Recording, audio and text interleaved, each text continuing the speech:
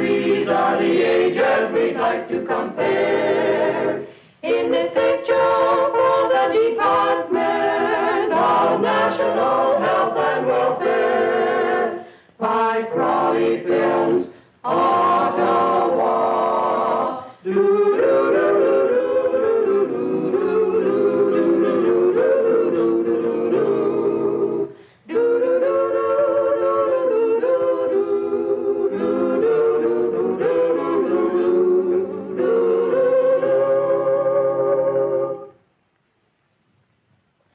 This is a play group of 2-year-olds.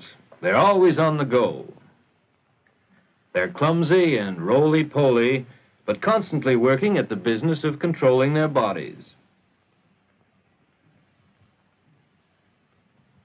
Crawling and climbing,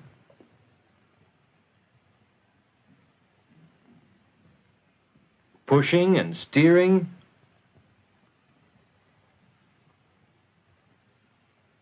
sliding, whoops, trying another way. Is it possible to walk up a slippery slide? Well, you only find out by trying. Oh, well, there are lots of other things to do. From a grown-up point of view, the 2-year-olds seem aimless, but there's learning in just pure handling of objects. Jay's far from master of his own body, but he's unconcerned by his tumbles. Pulled by curiosity about the next thing in sight, he pauses and stares. He works hard for a few moments. Most of the time he looks quite competent, but baby child as he is, he still needs grown-up help.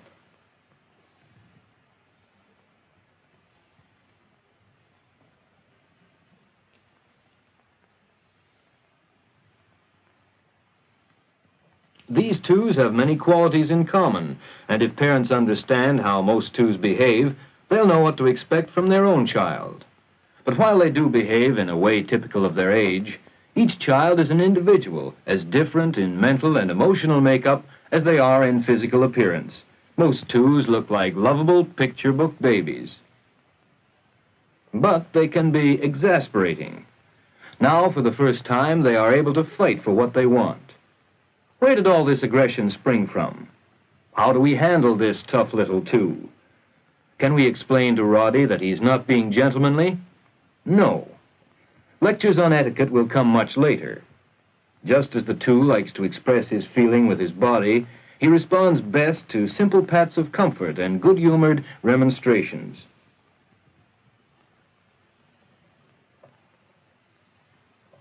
But the greatest magic is distraction. He'll learn gradually that hitting the other fellow doesn't pay. But the teacher can't be everywhere at once, and Robert seems to be destined to be unseated. Never underestimate the power of a woman, even at 2.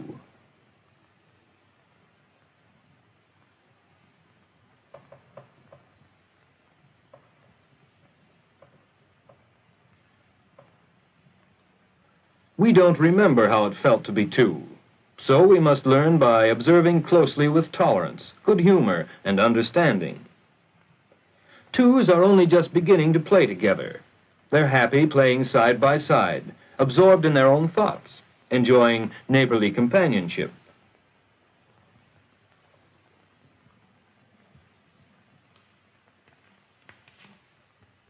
But as soon as one interferes with the other, there's trouble.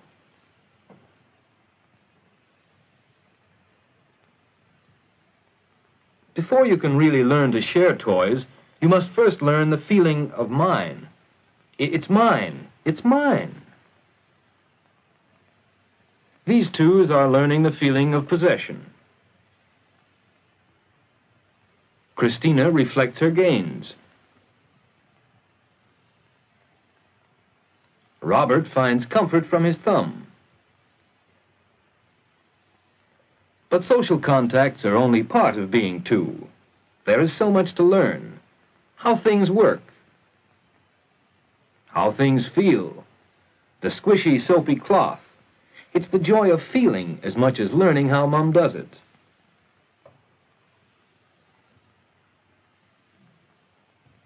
And rubber, when it's wet, is shiny and tastes good. Tasting is still important at 2. Clay has another feel, wonderfully icky. And the use of a tool like a paintbrush combines feeling and result. It takes lots of concentration and an arbitrary use of colors.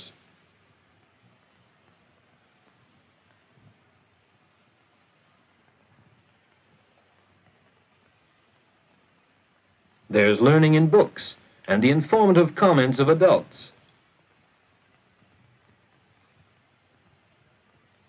Blocks are a wonderful toy for children of all ages, but 2s need a little help to get started.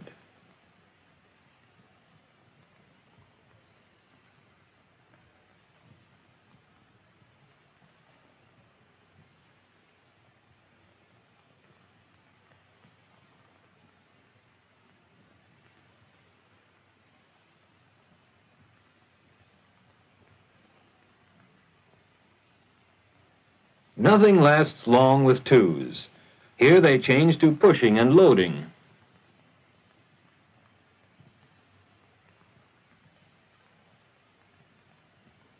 If somebody spoils it, there's always a doll to talk it out with.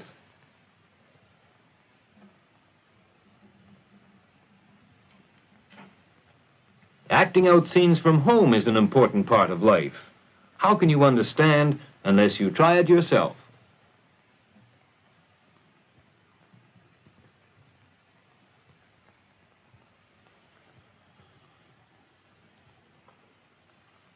The beautiful, competent 2, so completely independent.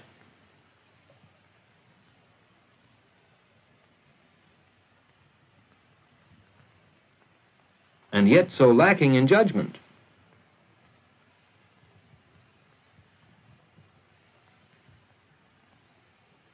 Let's build it so it's more steady.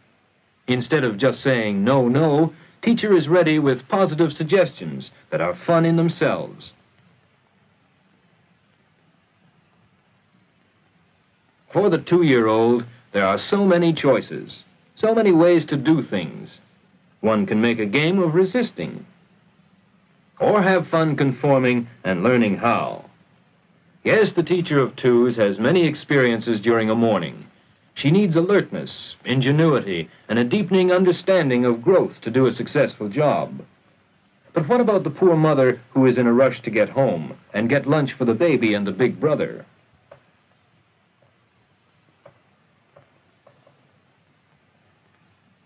Let's see what it's like to be the mother of a 2-and-a-half-year-old. Here's how the day goes. Mommy! Mommy! 6:20. Oh, maybe she'll fall asleep again. Mommy, I read my pants. Of course, Jim always manages to sleep through.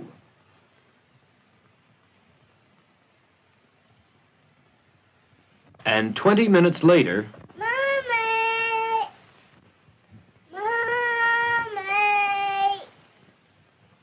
Oh, well, she might as well stay up.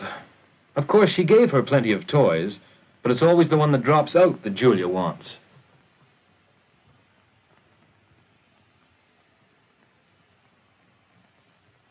And breakfast is so restful.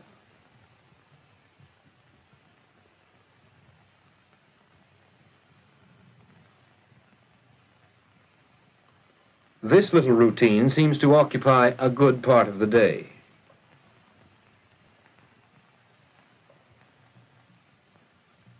In no time, she's calling for help.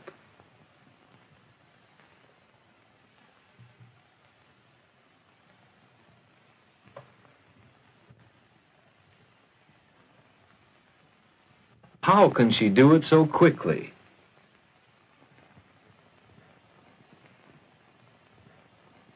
And as for those booby traps called snowsuits, come on, rubber legs. and as soon as she's out, she wants to come in. The difficulty is to think of something enticing for her to do outside.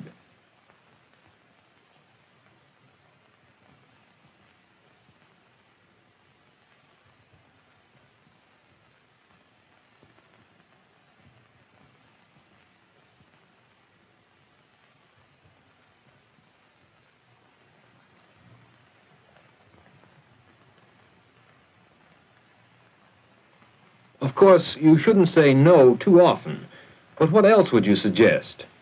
Pouring water on the baby's head, tipping over the plants.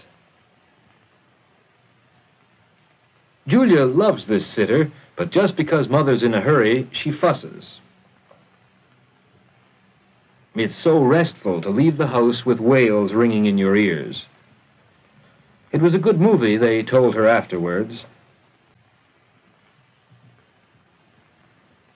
But over the past few months of bringing up her two, Julia's mother has learned a few tricks. She now removes the breakables and the easily destroyed things. Her husband copied the nursery school blocks, and they made the stove out of a butter box. It's better to pour water here than on the baby's head.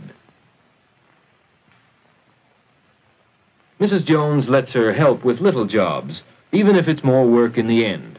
Julia needs to feel useful.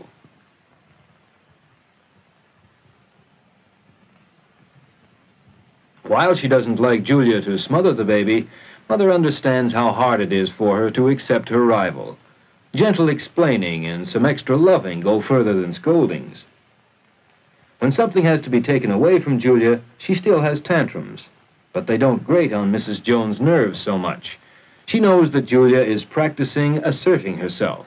She's glad she has a mind of her own.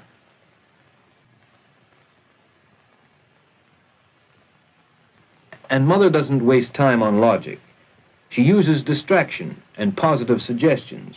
There's lots of time later on for talking it out. Twos don't get their reputation for nothing. You can't condone cold cream smearing, but you can understand the fascination. Too bad the jar wasn't put away. And finger-sucking is annoying, but the less stress put on it, the better. Mrs. Jones stresses the positive things, the right toys, books that are especially written for twos, really suitable records.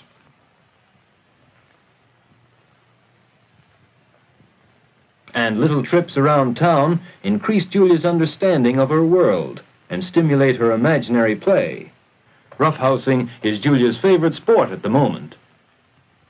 The sitter is asked to come a bit early, so Julia gets used to the idea that she's here.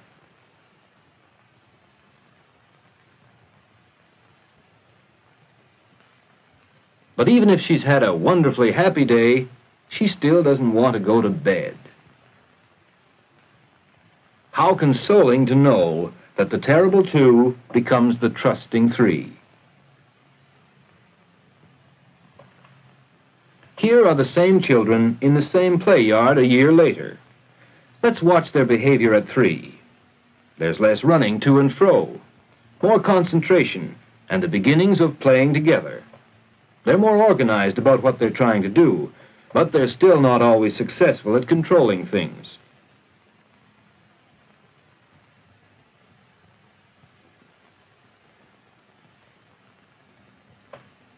Jay is less tumbly than he was at 2.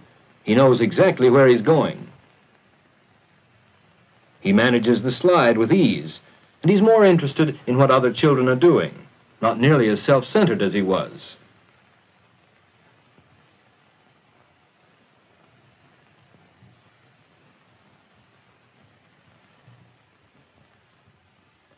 And about sharing things, the attack is less primitive, but 3s still have a long way to go. His determination to get his own way has in most cases turned into a genuine desire to do what is expected of him. Even some simple logic is beginning to penetrate. Let him have his turn, and then he'll let you have a turn.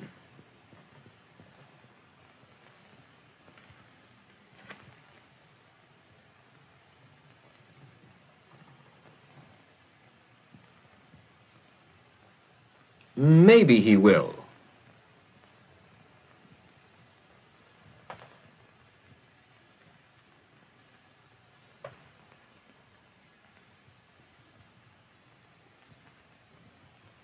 No, I guess not.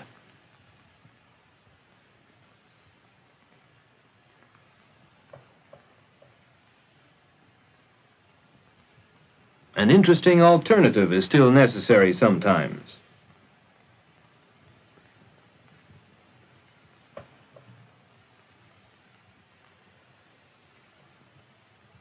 Now that he can really talk, he's almost too conversational. Sometimes he seems so grown up that it's hard to remember that he's still only 3. But we mustn't overestimate the 3's ability. They're all too anxious to try things beyond their capacity. Now he doesn't just pile up blocks, his buildings have names. But there is still a great deal to learn. Balance, proportion, weights. They still like to feel the texture of things, but clay is molded now instead of just felt. If they're given a chance to experiment with creating things now, even if they never become great artists, they'll appreciate and enjoy artistic things more for all the years to come. They have to learn about people, and one of the best ways is to imitate them. These children are not just pretending to be big. This is their way of learning how it feels to be big. Roddy is greedy. Perhaps Julia grabbed too many sandwiches once and she felt her social error. Perhaps Mother didn't scold her at all, but now she acts out what she felt, not what happened.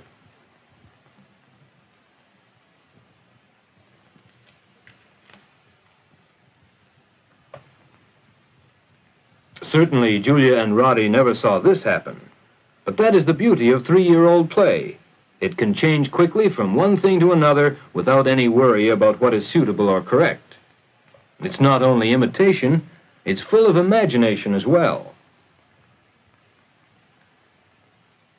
To these children, blocks and a plank are a fire reel. Robert would like to get on too, but the 3 needs help in his first real steps at group play. Some need it more than others, but usually just a word from an adult is enough to get him started.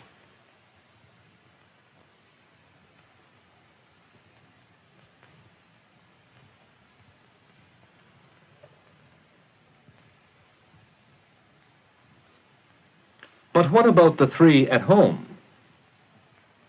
No problems. She's wonderful.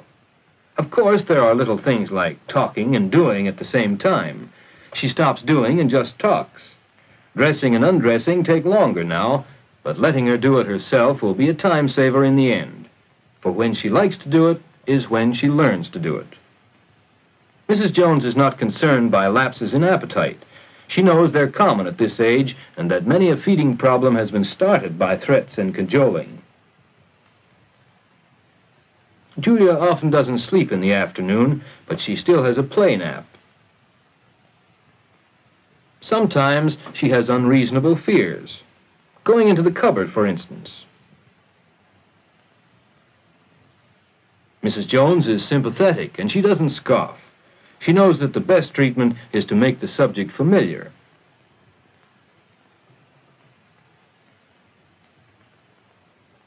Out with the gang in the afternoon, where most 3s spend a lot of their time, there are many troubles and tears.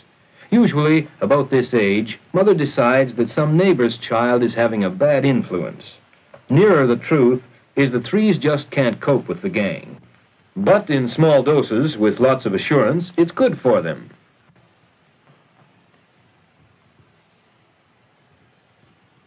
The Jones have found that providing outdoor equipment is one step towards solving the street play problem. Small light ladders are lots of fun. And a large packing box and a few blocks and boards provide endless imaginary adventures. The children can change it from a climbing tower to a cozy house at will, depending on how they feel.